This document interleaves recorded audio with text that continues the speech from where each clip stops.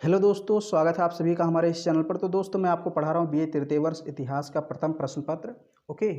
और मैं अनसॉल्व में आए हुए सारे क्वेश्चन को पढ़ा रहा हूँ।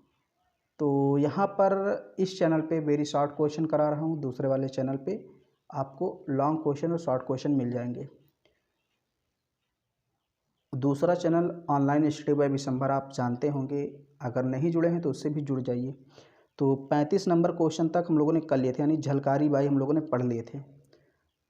ये सारे प्रश्न अनसॉल्व में आए हैं, आप अनसॉल्व उठा के देख लीजिए। फिर अब हम लोग को 36, 37, 38, 39, 40 प्रश्न हैं प्रथम प्रश्न पत्र में। इसको हम लोग करेंगे, इसके बाद अपना सेकेंड या थर्ड प्रश्न पत्र करेंगे। तो बाल गंगाधर तिलक कौन थे, 2 नंबर में आपको बताना है, मतलब 50 शब्दों में बताना है, 2 नंबर आपको मिलेंगे। तो सभी लोग जानते हैं इनका नाम। बाल गंगाधर तिलक का जन्म महाराष्ट्र के कोंकण प्रदेश में रत्नागिरी के चिक्कन गांव में 23 जुलाई 1856 को हुआ था। अगर ये आप एक क्वेश्चन को कम से कम 5 बार पढ़िए। ओके। इनके पिता गंगाधर रामचंद्र तिलक, पिता कौन थे? गंगाधर रामचंद्र तिलक एक धर्मनिष्ठ ब्राह्मण थे। बाल गंगाधर तिलक एक भारतीय राष्ट्रवादी, शिक्षक, समाज सुधारक, वकील तथा एक स्वतंत्रता सेनानी भी थे। ये भारतीय स्वतंत्रता संग्राम के पहले लोकप्रिय नेता हुए। ब्रिटिश औपनिवेशिक प्राधिकारी उन्हें भारतीय अशांति का जनक भी कहते हैं। इनको भारतीय अशांति का जनक या फिर पिता कहा जाता है। और एक अंग्रेज़ था शायद सिरोल करके एक अंग्रेज़ था, उसी ने इनको कहा था भारतीय अशांति का जनक या फिर पिता। उन्हें लोकमान्य का आदरणीय शीर्षक भी प्राप्त हुआ, इनको लोकमान्य कहा जाता है। ओके, लोकमान्य बाल गंगाधर तिलक। तो लोकमान्य का अर्थ है लोगों द्वारा स्वीकृत, यानी लोगों द्वारा जो मान्य हो, स्वीकृत हो। उनका नारा था स्वराज मेरा जन्मसिद्ध अधिकार है और मैं उसे लेकर रहूँगा। फिर 37 नंबर प्रश्न है उदा देवी। इनका नाम भी आपने इतिहास में नहीं सुना होगा, लेकिन प्रश्न आया है तो मैं करा देता हूँ। उदा देवी पासी एक भारतीय स्वतंत्रता सेनानी थी, जिन्होंने 1857 के प्रथम स्वतंत्रता संग्राम के दौरान भारतीय सिपाहियों की ओर से युद्ध में भाग लिया था। ओके, एक महिला थी उदा देवी, और 1857 का जो प्रथम स्वतंत्रता संग्राम हुआ था उसमें इन्होंने भारतीय सिपाहियों की तरफ से भाग लिया था युद्ध में। ये अवध के छठे नवाब वाजिद अली शाह के महिला दस्ते की सदस्य थी। आपने नाम सुना होगा, मैंने कल के या परसों की वीडियो में पढ़ाया है, यानी उसमें मैंने आपको बताया था वाजिद अली शाह अवध के नवाब थे, उनकी पत्नी थी बेगम हजरत महल। तो जो वाजिद अली शाह थे अवध के नवाब, उनकी एक महिला सैनिक टुकड़ी थी, आप कह सकते हैं। तो उसी सैनिक टुकड़ी की ये सदस्य थी। इनके पति का नाम मक्का पासी था। उदा ने ब्रिटिश सेना की 30 अंग्रेज़ अधिकारियों की हत्या कर दी थी, मतलब अधिकारी नहीं, सैनिकों की। ओके। तो ब्रिटिश सेना के 30 से अधिक अंग्रेज़ सैनिकों को इन्होंने मार गिराया था, ऐसा कहा जाता है। गोली लगने के बाद में इनको गोली लग जाती, तो गोली लगने के बाद पेड़ से गिर पड़ी, मतलब ये पेड़ पर चढ़ के गोली चला रही थी अंग्रेज़ों पर। तो जब इनको गोली लगी तो पेड़ से गिर पड़ी। बाद में जब अंग्रेज़ बाग के अंदर आए, बगीचे में आए, तो उन्होंने देखा कि जो पेड़ पे चढ़कर गोली चला रहा था वो कोई लड़का नहीं, वो तो एक लड़की थी। ओके, जो गोली बरसा रही थी वो कोई पुरुष नहीं बल्कि एक महिला सैनिक थी। उदा की स्तब्ध कर देने वाली वीरता को देखकर अंग्रेजी अफसर कैंपेबल ने हैट उतारकर उनको श्रद्धांजलि दी, मतलब प्रभावित हो गए इस लड़की से।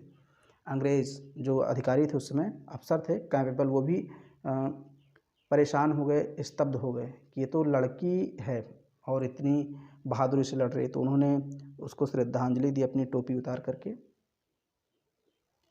व्योमेश चंद बनर्जी। व्योमेश चंद बनर्जी भारतीय राष्ट्रीय आंदोलन के नरम दल के नेता थे। इनका जन्म 29 दिसंबर 1844 ईस्वी में कोलकाता में हुआ था।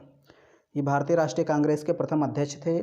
ओके, भारतीय राष्ट्रीय कांग्रेस मैंने आपको पढ़ा 1885 में स्थापना हुई थी, उसी के प्रथम अध्यक्ष थे। और कलकत्ता उच्च न्यायालय के प्रमुख वकील भी थे। भारत में अंग्रेजी शासन से प्रभावित थे और उसे देश के लिए अच्छा मानते थे, मतलब ये नरमवादी दल के नेता थे।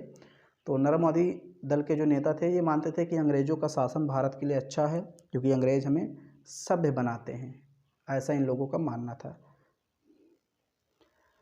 फिर प्रश्न है आपका यहाँ पर 39 नंबर का, देशबंधु चित्तरंजन दास। देशबंधु चित्तरंजन दास सुप्रसिद्ध भारतीय नेता, राजनीतिक, वकील, कवि, पत्रकार, भारतीय स्वतंत्रता सेनानी, आंदोलन के नेता, ये सारी चीज़ें मतलब थे। ओके, कई मतलब इनके गुण थे। राजनीतिक भी थे, वकील भी थे, कवि भी थे, पत्रकार, स्वतंत्रता सेनानी, सब कुछ थे। आंदोलन के नेता भी थे। उन्होंने कई बड़े स्वतंत्रता सेनानियों के मुकदमे भी लड़े। चित्तरंजन दास का जन्म 5 नवंबर 1870 को कोलकाता में हुआ। उनका परिवार मूलतः ढाका के विक्रमपुर का प्रसिद्ध परिवार था। लास्ट प्रश्न है आपका रास बिहारी बोस का। ओके, ये रास बिहारी बोस लास्ट प्रश्न है आपके प्रथम प्रश्न पत्र का। इसके बाद मैं थर्ड या फिर सेकंड जो आपका प्रश्न पत्र है वो शुरू करूँगा। जो भी सरल होगा, जो भी जिसमें कम प्रश्न होंगे उसको मैं शुरू करूँगा। इनके बारे में आप पढ़ लीजिए। रास बिहारी बोस का जन्म 25 मई 1986 ईस्वी को, ये 1986 नहीं होगा, यहाँ 1886 होना चाहिए। ओके, 1886 में वर्धमान जिला पश्चिम बंगाल में हुआ था। पश्चिम बंगाल का एक ज़िला है वर्धमान, तो वहाँ पर 1886 ईस्वी में इनका जन्म हुआ था। भारत के एक स्वतंत्रता सेनानी थे, क्रांतिकारी नेता थे, जिन्होंने ब्रिटिश राज के विरुद्ध भारत की आज़ादी के लिए गदर षड्यंत्र, आपने नाम सुना होगा गदर षड्यंत्र, आधुनिक इतिहास में पढ़ी एक घटना है। ओके, तो गदर षड्यंत्र आज़ाद हिंद फौज के संगठन का कार्य किया। इन्होंने न केवल भारत में कई क्रांतिकारी गतिविधियों का संचालन करने में महत्वपूर्ण भूमिका निभाई, अपितु विदेश में भी रहकर वह भारत को स्वतंत्रता दिलाने में प्रयास करते रहे, आजीवन लगे रहे। ओके, मतलब जब तक इनका जीवन था ये भारत को स्वतंत्रता दिलाने में प्रयास करते रहे। तो ये 40 प्रश्न मैंने प्रथम प्रश्न पत्र से कराए हैं, जो कि वेरी शॉर्ट क्वेश्चन है। तो अगर वीडियो आपको पसंद आई तो इसको लाइक कर दीजिए, शेयर कर दीजिए। चैनल में पहली बार है, चैनल को सब्सक्राइब कर लीजिए। और ये जो सारे प्रश्न हैं इसकी PDF मैं क्या दूं आपको, ओके, क्योंकि कई जगह इसमें गलत हैं तो आप गलत चीज़ें पढ़ लेंगे। आप लिख लीजिए इसको तो ज़्यादा सही रहेगा, आपका तैयार भी हो जाएगा। लिखने से सारी चीज़ें याद भी हो जाती हैं।